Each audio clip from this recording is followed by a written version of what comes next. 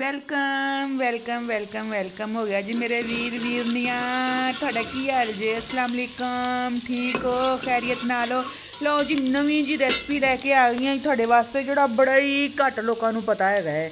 ਇਸ ਰੈਸਪੀ ਦੇ ਬਾਰੇ ਬੜੇ ਹੀ ਘੱਟ ਲੋਕ ਜਾਣਦੇ ਨੇ, ਤੇ ਜਿਹੜੇ ਜਾਣਦੇ ਨੇ ਤੇ ਬੜੇ ਮਜ਼ੇ ਨਾਲ ਖਾਂਦੇ ਨੇ। ਤੇ ਤੁਸੀਂ ਇੱਥੇ ਕਹਿੰਦੇ ਪਏ ਹੋਗੇ ਦਿਖਾਉਂਦੀ ਤੇ ਸਾਨੂੰ ਬੈਂਗਨ ਪਈ ਹੈ।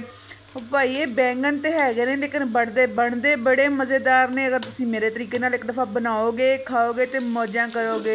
लो जी इत्थे असी प्याज जिहड़ा है ना वो भुन लिया जे। मैं आई किचन च तो पहले ही मेरी नूंह बनाती पई सी। मैं कहा पुत्तर खड़ी खड़ी खड़ी जिहड़ी रैसपी मैं दसन लगी है ना वो रैसपी मैं ही दस सकती हूँ, तू नहीं दस सकती। तू साइड पर हो जा। तो मैं बनाती है जी आलू बैंगन का सालन।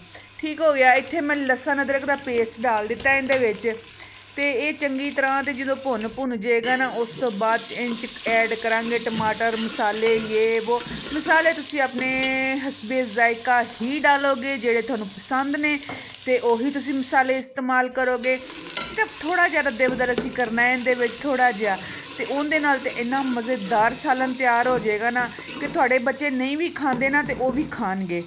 तो भैन ते भराओ, तो इत्थे असीं आपां टमाटर जिहड़े ने ना वो पा दित्ते ने विच। ठीक हो गया। इत्थे हुण आपां जिहड़े मसाले मसूले ने वो भी डोल डाल देने ने विच। लून हो गया, मिर्चां हो गई, हल्दी हो गई, जड़ा जड़ा तुसीं समान है ना सारा पा पू के बताऊं विच पा देने ने।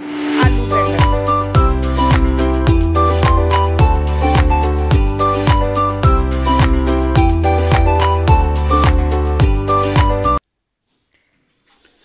लो जी इत्थे दुध भी मेरा उबलन लग पिया, तो जल्दी जल्दी दुध नूं मैं मारियां फूकां। कहंदे तत्ते दुध नूं फूकां नहीं मारी दियां, तो वो हिसाब अज हो गया साडा।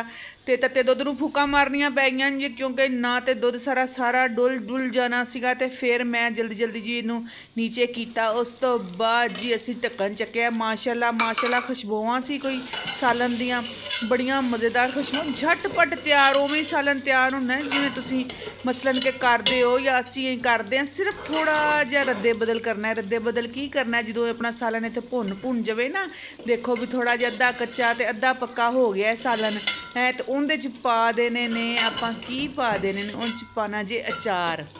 ये बनेगा बैंगन अचार, बैंगन दा सालन मज़ेदार मज़ेदार जी। इहदे नाल ये होएगा कि थोड़े बच्चे खाणगे सालन, थोड़े बच्चे जिहड़े ने ना नखरे नुखरे नहीं करनगे। बड़ा मज़ेदार सालन बन के तैयार हुंदा है साडा। तो इत्थे एक आलू मैं फड़िया, आलू कहंदा नहीं भाई मैं तो तेरे हत्थे नहीं आना हैगा, तू हजे एक मैनू पासे हो जा ढक्कन ढुक्कन ला के। मैं कहा चल जी तेनू ढक्कन लावां, उन्नी देर नूं मैं अचार कढ लवां विचों।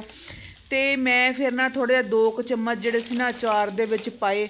अचार नाल इन्ना मज़ेदार टेस्ट आंदा है ना, तुसीं यकीन करो एक दफ़ा तुसीं बना के देखना। थोड़ा जिहा अचार मिक्स अचार पा के ना ते बैंगन का सालन बनाना, फिर तुसी देखना थोड़े बच्चे किवें खांदे ने।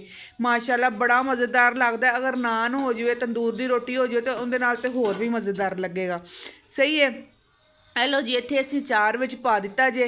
अपना आंच हल्की कीती हुई सी मैं, ते भांडे भी वाहवा धोन वाले इकट्ठे हो गए। तुहानूं पता जो सालन बनदा है तो भांडे वाहवा सारे इकट्ठे हो जाते हैं। इत्थे मैं ढक्कन दे दिता है उत्ते, क्योंकि खुशबूआं लाओ जी।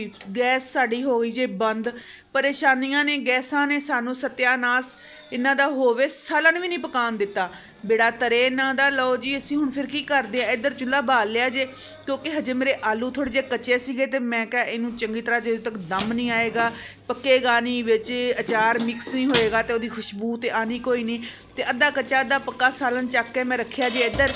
तो इधर हुण पकांदे पे हैं। शुक्र है मैं वेले ते पहुँच गई, नहीं तो मैनू पता नहीं सी लगना कि गैस चली गई है।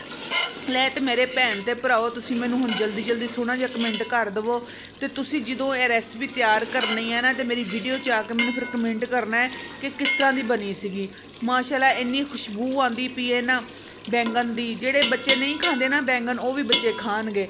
इत्थे थोड़े थोड़े आलू जिहड़े साडे ना थोड़े थोड़े कि सारे गल गए ने, माशाअल्लाह मिक्स हो गए ने। इत्थे माशाअल्लाह असीं करांगे इहनूं बंद, चुल्हे नूं दम दुम दे के, ते फिर तुहानूं नाल डिश आउट करांगे, प्लेट च पावांगे, तुहानूं दिखावांगे। माशाअल्लाह जी माशाअल्लाह खुशबूआं ने किचन दे विचों। आलू बैंगन ते अचार दी रैसपी ये तुसीं ज़रूर ट्राई करनी है, तो ज़रूर अपने बच्चों को बना के देनी है। तुसीं यकीन मनो कि तुहाडे बच्चे ज़रूर खाणगे ज़रूर खाणगे। ਤੇ ਵੈਸੇ ਵੀ ਅਗਰ ਬੈਂਗਣ ਦਾ ਸਾਲਨ ਬਣਿਆ ਹੋਵੇ ਤੇ ਅਚਾਰ ਵੈਸੇ ਨਾਲ ਰੱਖ ਕੇ ਖਾ ਲਿੱਤਾ ਜਾਏ ਤੇ ਉਹ ਵੀ ਮਜ਼ੇਦਾਰ ਲੱਗਦਾ। ਲੇਕਿਨ ਅਗਰ ਤੁਸੀਂ ਵਿੱਚ ਇਹਦੇ ਮਿਕਸ ਕਰ ਦੋਗੇ ਨਾ ਤੇ ਉਹ ਹੋਰ ਵੀ ਹੁੰਦਾ, ਜਿਹੜਾ ਟੇਸਟ ਹੈ ਉਹ ਦੁਬਾਲਾ ਹੋ ਜਾਏਗਾ। ਤੇ ਅਸੀਂ ਨਾ ਹੁਣ ਇਹ ਜਿਹੜੀ ਹੈ ਨਾ ਚੁੱਲ੍ਹਾ ਇਹ ਬੰਦ ਕਰ ਦੇਣਾ ਜੇ, ਤੇ ਹੁਣ ਪਾਉਂਦੇ ਹਾਂ ਮਾਸ਼ਾਅੱਲਾ ਪਲੇਟ ਦੇ ਵਿੱਚ ਤੇ ਤੁਹਾਨੂੰ ਦਿਖਾਉਂਦੇ ਹੈਗੇ ਆ ਤੇ ਕਿੰਨੀ ਮਜ਼ੇਦਾਰ ਸਾਡੀ ਰੈਸਪੀ ਤਿਆਰ ਹੋਈ ਹੈਗੀ ਹੈ।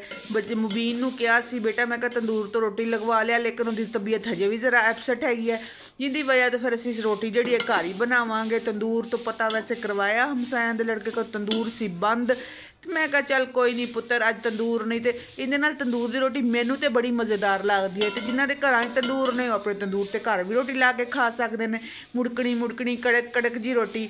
ਲਓ ਜੀ ਇੱਥੇ ਅਚਾਰ ਵੀ ਅਸੀਂ ਥੋੜ੍ਹਾ ਜਿਹਾ ਵਿੱਚ ਪਾ ਲਿਆ ਹੈਗਾ, ਜਿਹੜਾ ਵਿੱਚ ਡਾਲਿਆ ਸੀਗਾ। ਤੇ ਇੱਥੇ ਸੋਹਣੀਆਂ ਜਿਹੀਆਂ ਖੁਸ਼ਬੂਆਂ ਨੇ ਆਹ ਅਚਾਰ ਦੀਆਂ, ਜਿਵੇਂ ਅਚਾਰ ਗੋਸ਼ਤ ਦੀਆਂ ਖੁਸ਼ਬੂਆਂ ਨਹੀਂ ਹੁੰਦੀਆਂ ਐਵੇਂ ਖੁਸ਼ਬੂਆਂ ਆਉਂਦੀਆਂ ਪਈਆਂ ਨੇ। ਤੇ ਲਓ ਜੀ ਇਹ ਜੀ ਫਾਈਨਲ ਲੁੱਕ ਸਾਡੇ ਸਾਲਨ ਦੀ, ਕਿੰਨਾ ਮਜ਼ੇਦਾਰ ਸਾਲਨ ਸਾਡਾ ਤਿਆਰ ਹੋਇਆ। ਤੇ ਲਾਈਕ ਕਰ ਦਿਓ, ਸਬਸਕ੍ਰਾਈਬ ਕਰ ਦਿਓ ਤੇ ਆਪਣੀ ਭੈਣ ਨੂੰ ਦੁਆਵਾਂ 'ਚ ਯਾਦ ਰੱਖੋ। ਨਵੀਆਂ ਰੈਸਪੀਆਂ ਦੇਖਿਆ ਕਰੋ, ਨਵੀਆਂ ਚੀਜ਼ਾਂ ਦੇਖਿਆ ਕਰੋ। ਮੇਰੇ ਚੈਨਲ ਤੇ ਤੁਹਾਨੂੰ ਵੰਨ ਸਵੰਨੀਆਂ ਚੀਜ਼ਾਂ ਦੇਖਣ ਨੂੰ ਮਿਲਣਗੀਆਂ ਜੀ, ਵੰਨ ਸਵੰਨੀਆਂ। ਲਓ ਜੀ ਹੁਣ ਇਜਾਜ਼ਤ ਚਾਹੁੰਦੇ ਹਾਂ, ਅੱਲਾ ਹਾਫਿਜ਼।